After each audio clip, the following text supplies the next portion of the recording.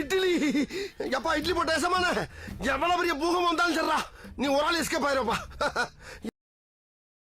Welcome to ஐரக்ஷன் channel. எங்களோட videos உங்களுக்கு பிடிச்சிருந்ததுன்னா லைக் பண்ணுங்க, கமெண்ட் பண்ணுங்க, ஷேர் பண்ணுங்க, மறக்காம சப்ஸ்கிரைப் பண்ணுங்க. ஓகே, என்ன வீடியோ பார்க்கணும்? நீ என்ன ட்ரோல் வீடியோ தான் பார்க்க போகிறோம், ரீசனபிள் வீடியோ தான் பார்க்கலாமா? ஒரு பக்கம் முழுக்க இளம் ப்ரொஃபசர்ஸ் அண்ட் லெக்சரர்ஸ் இருக்காங்க, இன்னொரு பக்கம் ஸ்டூடெண்ட்ஸ் இருக்காங்க. முதல்ல நம்ம ஸ்டூடெண்ட்ஸ் பக்கத்துல இருந்து ஆரம்பிக்கலாம். எதெல்லாம் உங்க ப்ரொஃபசர்ஸ் லெக்சர்ஸ் நீங்க ரசிப்பீங்க? மேம் நேம் வந்து மதுமிதா. இதனால் வேற எந்த ஸ்டாஃப் பின்னாடியுமே வந்துட்டு எந்த ஒரு மெயின் ஸ்டாஃப்மே வந்துட்டு போனது கிடையாது. ஐயோ மெயின் ஸ்டாஃபா? என்ன சொன்னா என்ன சொல்லிட்டு இருக்க? அவங்க ட்ரெஸ்ஸிங் சென்ஸா இருக்கட்டும் எல்லாமே காலேஜ்லயே அழகா இருப்பாங்கன்னா அவங்க அழகா இருப்பாங்க. அந்த மாதிரி அழகு, அப்படி ஒரு அழகு. என் ப்ரொஃபஸர் பொறுத்த வரைக்கும் காரிடர்ல நடந்து போனா நசிப்பேன் சார். நான் என் கிளாஸ் ரூம் பொண்ணுங்கலாம் வந்து சண்டை போட்டுப்பாங்க. இவர் தானா ஹீரோ ரேஞ்சில் இருக்காரு அவர் மட்டுமே காலேஜில். தனியாக தெரியும் சார் அவர் மட்டும். ஆனா பவுடர்லாம் தூக்கலா இருக்கு தம்பி. என்னோட மேம் வந்து மலையாளி மேம் தான் சார். அவங்க மலையாளம் பேசுறது வந்து அவ்வளோ கியூட்டா இருக்கும். அவங்க என் கிளாஸ்க்கு வர மாட்டாங்க, அவங்க வேற டிபார்ட்மெண்ட். நீங்க உங்க கிளாஸ் போறீங்களா? நான் அவங்கள பாக்குறதுக்காக அப்பப்போ போய் பாப்பேன் சார்.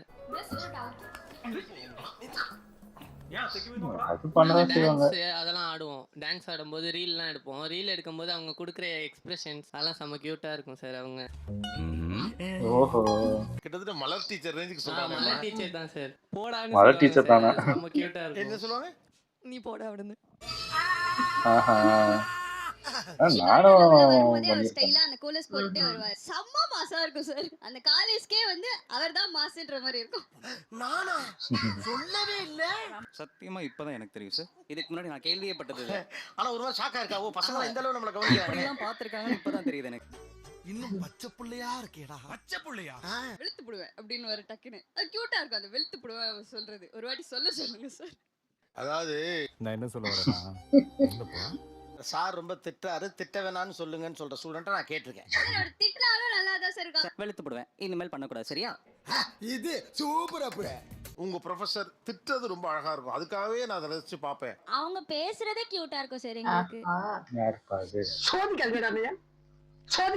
நாங்க எங்களை விட பாய்ஸ் பண்ணுவாங்க, ஆனா அது அவங்க கிட்ட சொல்ல. ஆமா நீங்களே இவ்வளவு பண்றீங்களே, திட்டுங்க பாப்போம் கொஞ்சம். சரி திட்டுங்க. ஸ்டூடெண்ட்ஸ் படிச்சுட்டு வர மாட்டீங்களா? எத்தனை டைம் நான் உங்களுக்கு சொல்றது படிச்சுட்டு வாங்கன்னு சொல்லிட்டு. அப்ப என் வார்த்தைக்கு மரியாதையே இல்ல தானே உங்களுக்கு? இதுல எப்படி லாஜிக் இருக்கு? இல்லம்மா இது என்ன கியூட்டா இருக்கு சார். நாங்க ரசிக்கிறோம் சார்.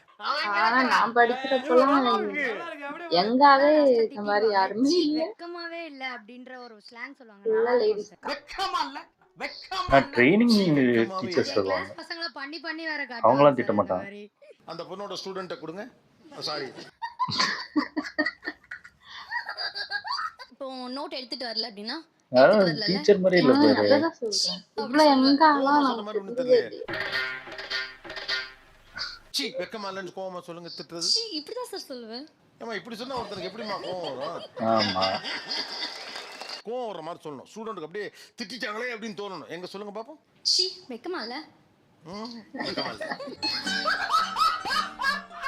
கோவம் வரணும் எனக்கு. அந்த கோவம் கண்ணுல காட்டிடுவேன் சார். கண்ணு உருட்டி. நீங்க பாருங்க கண்ணெல்லாம் பார்த்தா திட்ட சொல்றா. டேய் தங்கத்தை திட்ட சொல்றாங்க பாரு. திருடன்டா. திருடன்டா. ஸ்வேதா சீ மாதிரி பண்ற ஸ்வேதா. உங்க பேர் என்னமா? ஹெப்சி சார். ஹெப்சி மெட்ரினியா. ஓகே இந்த பக்கம் வருவோம். ஆக்சுவலா லெக்சரர்ஸ் ப்ரொஃபசர்ஸ்னா இதெல்லாம் செய்ய மாட்டாங்க, நான் செய்வேன். அதை சொல்றதுக்கு தான் நான் ஆவலா இருக்கேன். ஒரே ஏரியால தான் இருக்கும். நானும் என் ஸ்டூடெண்ட்டும் ஒன்னா தான் பைக்ல போவோம்.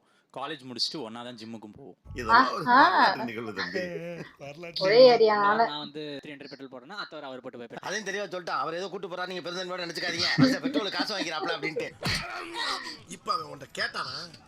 ஒரே இடம்னால சின்ன நைட் வயசுல வந்து எனக்கு அவுட்டிங் போற ஹாபிட் இருக்கு சார். எங்களோட டீமே வந்து ஸ்டூடெண்ட்ஸ் தான். சக்கரை பொங்கலுக்கு உங்க ப்ரொஃபசர் இல்லையா? நம்ம எப்படி ஃப்ரீயா இருக்குது? ப்ரொஃபசர்லாம் அப்படி இல்ல சார். சார் எப்படின்னா வாடா போடான்னு கூப்பிடல, அவ்வளவுதான். அப்ப இருந்து அவன் குடும்பத்தால பேசுறேன். என் குடும்பத்தால ரொம்ப இல்ல எனக்கும் இருந்தாங்க க்ளோஸான ஸ்டாஃப்ஸ் தான். ஏற்பட்டறாதா? இது வரைக்கும் அந்த மாதிரி நடக்கலங்க சார். இப்பதான் சொன்னானே இந்த பையன் டேன்னு மட்டும் தான் சொல்றது இல்ல. உன்னால என்ன பண்ண முடியுமோ அத பண்ணிட்டேன். எங்க லெக்சரர் எனக்கு இவ்வளவு தூரம் நட்பாக இருப்பாங்க. நடராத்திரி கால் பண்ணி மேம் எனக்கு பிரச்சனை அப்படின்னு சொல்லி கூப்பிட்டா கூட உடனே வந்து நின்றுவாங்க. என்னடி சொல்ற? இவ்வளவு க்ளோஸா? என்ன சொல்ற? நான் அவங்கள மாமியார் தான் கூப்பிடவே செய்வேன். அவ்வளவு ஒரு மாமியார் மாமியாரா? என்னப்பா அது புதுசா இருக்கு.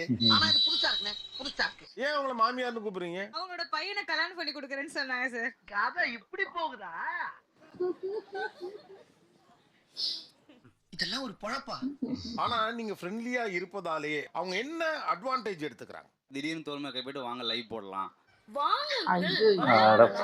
மேனேஜ்மெண்ட்ல ரொம்ப ப்ரெஷர் ஆகி எனக்கு வந்து ஒரு கவுன்சிலிங் வச்சு கொஞ்சம் திட்டு இருந்தது சார். உங்களுக்கு கவுன்சிலிங் வச்சுட்டாங்க.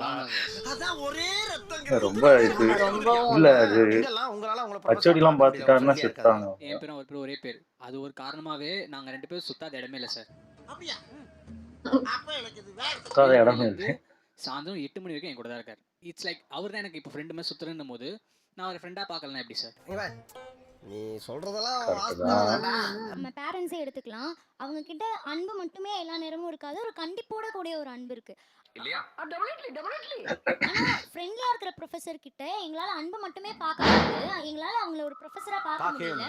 முடிச்ச மாப்பிள்ள பாயிண்ட் மாப்பிள்ள நீங்க அந்த இடத்துல காமிக்கிற அந்த கருணை நாளைக்கு எனக்கு என்ன தோணும் அப்படின்னா வேற ஒரு ஸ்டாஃப் கிட்டயும் நான் அதை எதிர்பார்க்கிறேன்.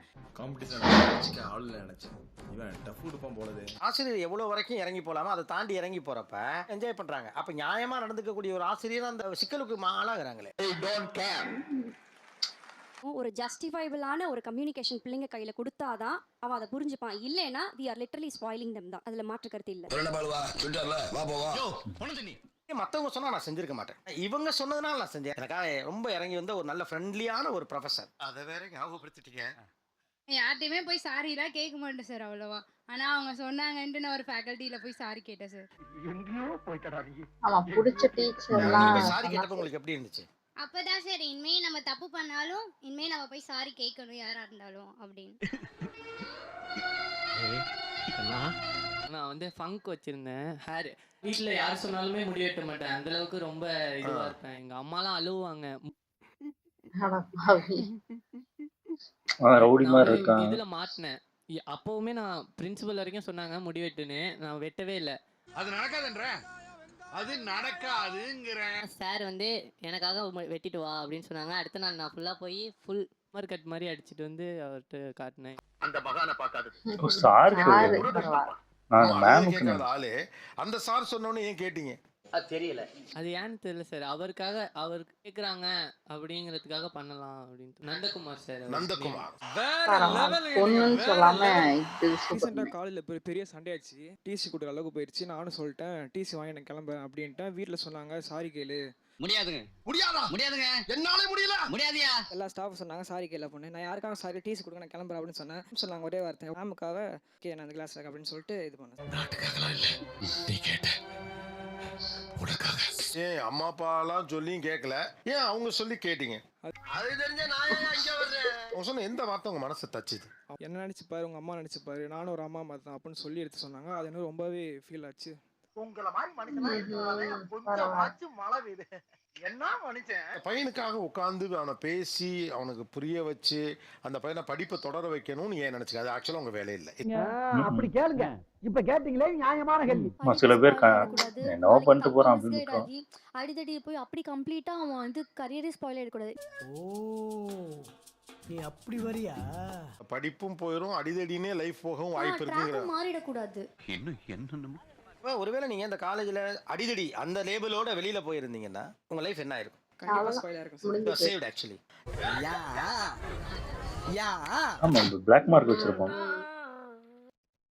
சூப்பர் நல்லா இருந்துச்சு. ஆனா உண்மையிலே நான் காலேஜ் படிக்கும்போது எனக்கு தெரிஞ்சு நான் ஃபர்ஸ்ட் இயர்லாம் படிக்கும்போது ஒரு 2 ஸ்டாஃப்லாம் இருந்தாங்க. பயங்கரமா டார்ச்சர் பண்ணுவாங்க. அது போ போ போ போ கிட்டத்தட்ட ஒரு ஸ்டாஃப் உண்டு மணின்னு அவங்க பேரு. அவங்க பயங்கரமா திட்டி விட்டுருவாங்க, இது பண்ணிடுவாங்க. ஆனா அதுக்கப்புறம் ஒரு 3rd இயர் 4th இயர்லாம் வரும்போது பயங்கர ஃப்ரெண்ட்லி ஆயிட்டாங்க. நிறைய ஸ்டாஃப் எனக்கு தெரிஞ்சு வீடியோவே வச்சிருந்தேன், உங்களுக்கே காட்டினேன். எப்படிலாம் விளையாண்டுட்டு இருக்கோம். அதாவது இந்த புளிப்பு மிட்டாய் மாதிரி இருக்கும், வேணுங்கனே கொடுத்து அவங்க சாப்பிட வச்சு அதை வீடியோ எடுத்து இப்படிலாம் நினைச்சு பார்க்கும்போது தான் இவ்வளோ ஜாலியா இருந்திருக்கோமா ஸ்டாஃப் கூட அப்படின்னு நான் நினைச்சேன். அதெல்லாம் பார்க்கும்போது அப்ப நம்ம தான் இப்படி இருந்திருக்கோம். ஏன்னா நம்மளும் அந்த அளவுக்கு ஃபுல்லாவே லேடிஸ் ஆனா நான் என்னோட ஸ்டாஃப் எல்லாம் யங்குலாம் கிடையாது. எங்க இல்ல ஆமா, அது ஒரு 9 வயசு 10 வயசு கூட தான் இருப்பாங்க. இவ்வளவு யங்குலாம் கிடையாது. இவ்வளவு யங்கு வந்து ட்ரைனிங் ஸ்டாஃப்ஸ் நிறைய வருவாங்க. அவங்க கூட விளையாடுறது அந்த மாதிரி தான் இருக்கும். அவங்க சும்மா வருவாங்க அவங்க கிட்ட பேசுறது. மற்றபடி நான் ஃபுல்லாவே லேடிஸ் தான். சார்ன்னு சொல்லிட்டு நான் யாரையுமே இப்ப பார்த்ததே இல்ல, பேசுனதும் அந்த மாதிரி தான். நம்மளே காலேஜ் அதான் சொல்றல, எல்லாம் அவங்களுமே நம்மள மாதிரி நம்ம யோசிச்சு பார்த்தா தெரியுது. நம்மள மாதிரி தான் அவங்க வயசுலயும் இந்த மாதிரி ஒரு ஸ்டாஃப் இருக்க மாட்டாங்கன்னு நினைச்சிருப்பாங்க. அதான் சொல்றேன்ல, அதாவது ஓரளவுக்கு நம்ம அவங்க கூட ஃப்ரெண்ட்லியா இருக்கிறது ஓகே. அதையே அட்வான்டேஜ் எடுத்துட்டு தப்பான ஒரு விஷயம் பண்ணிடக்கூடாது. அவங்களும் ஒரு ஃப்ரெண்ட்லியா இருக்கணும் அப்படின்னு பண்றதுதான். அவங்க வந்து என்னதான் எல்லாமே அலோவ் பண்ணுவாங்க. ஆனா எப்படியாவது என் சப்ஜெக்ட்ல மட்டும் அரியர் போட்டுறாங்கன்னு அதை மட்டும் தான் கேட்டுப்பாங்க. முக்கியமான கொஸ்டின் இது பண்றது எப்படி என்ன எல்லாமே டீச் பண்றதெல்லாம் சூப்பரா சொல்லி கொடுத்துருவாங்க. ஆனா அது மட்டும்தான் அதுவும் அவங்க மிரட்டி நீ பாஸ் பண்ணலன்னா அவனை விட மாட்டேன் அப்படிலாம் எதுவுமே சொல்ல மாட்டாங்க. அவங்க இப்போ ஒரு அன்புல வந்து கேட்பாங்க. நான் அவங்க வீட்டுக்கு போய் என் பிறந்த நாளைக்கெல்லாம் பிரியாணிலாம் வாங்கி கொடுத்துருக்கேன். அது எல்லா ஸ்டாஃப் கிட்டயும் நடக்காது. அதே மாதிரி ஒருத்தவங்களை நமக்கு பிடிச்சிருச்சு, இந்த டீச்சர் பிடிச்சிருக்கு அப்படின்னா உண்மையாவே அவங்க சப்ஜெக்ட்ல நம்ம பாஸ் ஆயிடும். அவங்க சொல்றதெல்லாம் செய்வோம், கண்டிப்பா செய்வோம். அப்புறம் இன்னொன்னு ஒரு விமலா மேம்னு ஒருத்தவங்க இருந்தாங்க. அவங்க திருநெல்வேலி தான். அவங்க வந்து அங்க கோயம்புத்தூர்ல வேலை பார்த்துட்டு இருந்தனால நல்ல அவங்க திருநெல்வேலி பையனால என் கூட சேர்ந்து க்ளோஸ் ஆகிட்டாங்க. அதனால யாராவது அதாவது நானே அங்கே ஏதாவது சேட்டை பண்ணாலும் என்னை திட்ட மாட்டாங்க. மற்ற எல்லாருக்கும் திட்டுவிடும் இதுவிடும். இப்போ ஏதாவது என்ன டிஸ்டர்ப் பண்றாங்கன்னு சொல்லிட்டேன்னா என்னை தூக்கி கேர்ள்ஸ் நடுவில் உட்கார வச்சிருவாங்க. நீ அப்பதான் சேஃபா இருப்ப அந்த மாதிரி தான் இருக்காங்க. ஆனா இவ்வளோ இந்த டைம்ல எல்லாம் இப்படி இருக்காங்களான்னு அதிசயமா தான் இருக்கு எனக்கு தெரிஞ்சு. நல்லா இருந்துச்சு. ஓகே, எங்க வீடியோஸ் உங்களுக்கு பிடிச்சிருந்தா லைக் பண்ணுங்க, ஷேர் பண்ணுங்க, கமெண்ட் பண்ணுங்க, மறக்காம சப்ஸ்கிரைப் பண்ணுங்க. எல்லாருக்கும்